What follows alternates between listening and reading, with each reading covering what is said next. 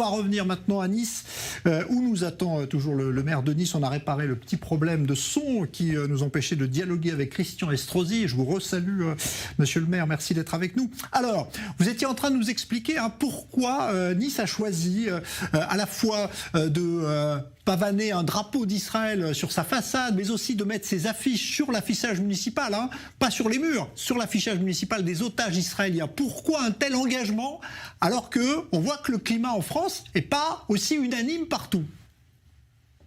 Écoutez, toute ma vie, je me suis tenu aux côtés de mes concitoyens de confession juive d'abord, et puis les meurtrissures dont nous avons ici à Nice été victimes de la Shoah restent profondément ancrées dans notre histoire. Je vous rappelle qu'en 1943, après que Mussolini ait été destitué, c'est Aloïs Brunner qui a pris la suite ici à Nice, et que sur le mur des déportés, nous avons 3446 noms qui figurent sur la colline du Château à Nice, mais un mur des justes aussi qui est extrêmement fourni et nourri. Sur le mur des déportés figurent les noms de la famille de Simone Veil, qui est native de Nice, de la famille Klarsfeld et de tant d'autres encore. Et puis, naturellement, le fléau auquel a à faire face Israël est un fléau qui vient du terrorisme, le Hamas aujourd'hui, mais qui est un terrorisme qui nous a livré la guerre à tous depuis longtemps, que ce soit au Bataclan en France, sur la promenade des Anglais, que ce soit sur le Ramblas à Barcelone, que ce soit sur les marchés de Strasbourg ou les marchés de Berlin même, sur les ponts de Londres, et que ce soit le Hamas, que ce soit l'État islamique, que ce soit Daesh, que ce soit Al-Qaïda, que ce soit les frères musulmans, c'est le même ennemi contre lequel nous avons à mener la guerre. Et donc la guerre que mène Israël pour anéantir le Hamas. Je regrette qu'un certain nombre de formations politiques dans notre pays ne mesurent pas à quel point ne pas partager cette guerre aux côtés d'Israël, ne pas les soutenir de toutes nos forces, c'est prendre le risque après qu'Israël ait connu les affres de cette guerre, naturellement, d'autres les subissent aussi. Voilà pourquoi, en tout cas, à Nice, je n'ai jamais transigé et je ne transigerai jamais. Vous avez des humoristes comme Monsieur Dieudonné, antisémite, dont le nom est Monsieur Mbala. En 2008, lorsque j'ai été élu maire de Nice, j'ai dit que jamais il ne mettrait les pieds à Nice. Et j'ai réussi à ce que jamais ce ne soit le cas. Et aujourd'hui, dans cette guerre terrifiante, qui naturellement fait des victimes, quelles sont les guerres qui ne font pas de victimes? Et c'est affreux qu'il y ait des victimes. Et lorsqu'on voit la barbarie avec laquelle le Hamas a frappé le 7 octobre, c'est insupportable, c'est intolérable.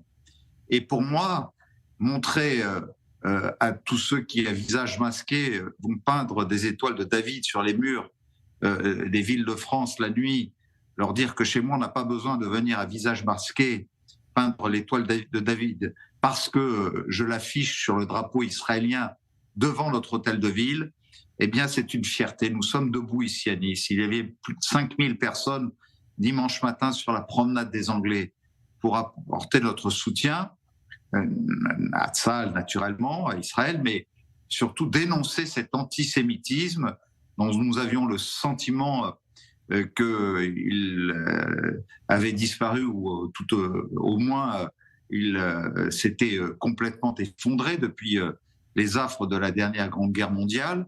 Et malheureusement, nous voyons une résurgence qui fait que si nous ne nous dressons pas, eh bien, nous risquons le pire. Voilà, en tout cas, ce qui fait qu'aujourd'hui, je ne transigerai sur rien. Toucher à un juif en France, c'est toucher à la France tout entière. Et je ne lâcherai en rien, quelles que soient les menaces que je reçoive, et j'en reçois un certain nombre, que ce soit sur les photos de ces enfants que nous faisons défiler sur tous les panneaux digitaux qui sont sur tous les trottoirs de la ville, que ce soit sur ce que nous affichons sur le fronton de notre hôtel de ville, que ce soit par notre action au quotidien pour soutenir l'action que mène Israël, pour anéantir ce terrorisme, cette barbarie sourde et aveugle, ce retour de l'obscurantisme, car ce combat doit être aussi le nôtre. Mais alors justement, quelle a été la conséquence, par exemple à Nice, de ce qui se passe ici en Israël et à Gaza actuellement? Est-ce que vous avez à faire face justement à des actes antisémites à Nice? Est-ce que des manifestations pro-palestiniennes ont eu lieu alors que parfois elles sont interdites? Comment est-ce que vous gérez cela au niveau local, justement, chez vous? Nous avons veillé avec le préfet à ce que toutes les manifestations pro-palestiniennes soient interdites. Malheureusement, la juridiction administrative systématiquement a cassé cette interdiction. Mais voyez-vous, lorsque je vois que ces manifestations rassemblent tout au plus entre 150, 200, 250 personnes ces derniers week-ends, eh bien, j'ai le sentiment que quand on montre qu'on est debout, qu'on n'a pas peur, qu'on affiche les choses, et que parallèlement à cela, dimanche matin, lorsque samedi, il y avait 150 personnes dans la rue d'un côté, il y a eu plus de 5000 sur la promenade des Anglais, majoritairement de confession, nous dirons, judéo-chrétienne. Il y avait aussi des agnostiques, il y avait des non-croyants.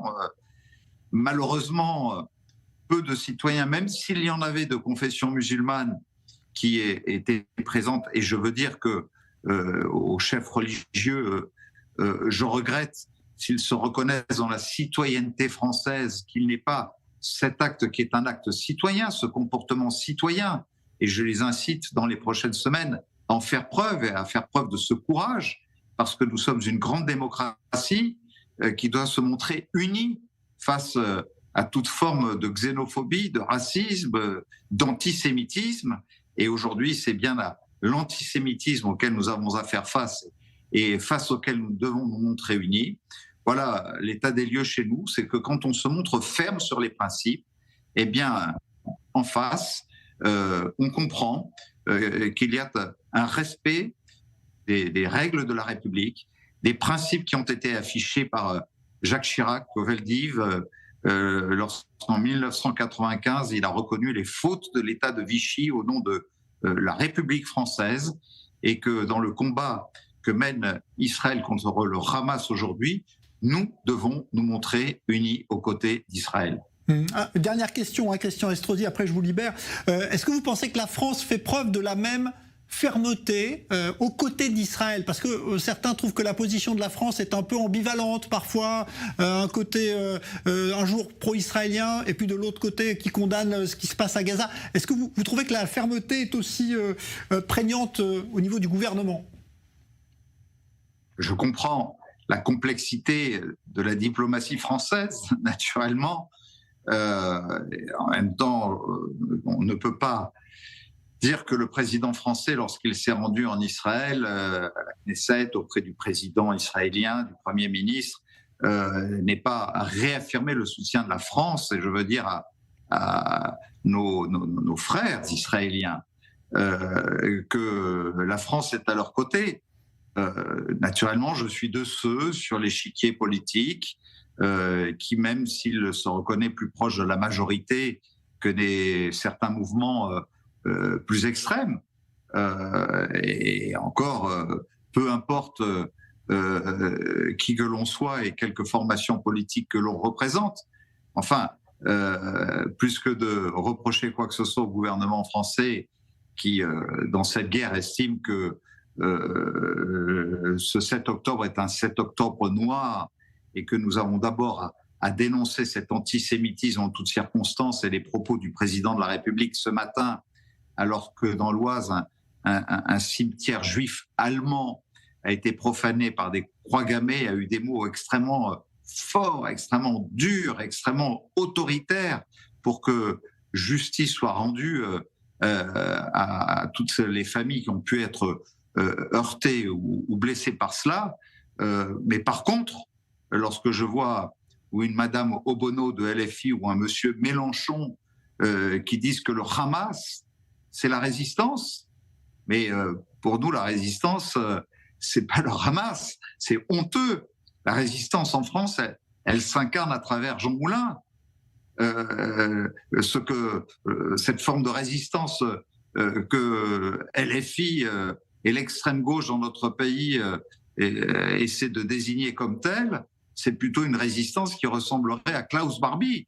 Voilà pourquoi, si on a un combat politique à mener, c'est de rassembler toutes les formations politiques qui sont prêtes à s'engager dans leur diversité, comme nombreuses ont été celles qui l'ont fait dimanche dernier dans la lutte contre l'antisémitisme, et dénoncer ceux qui se mettent en dehors de la nation française, en dehors de la République, qui quelque part défendent une forme d'apologie de la barbarie, d'apologie de l'antisémitisme.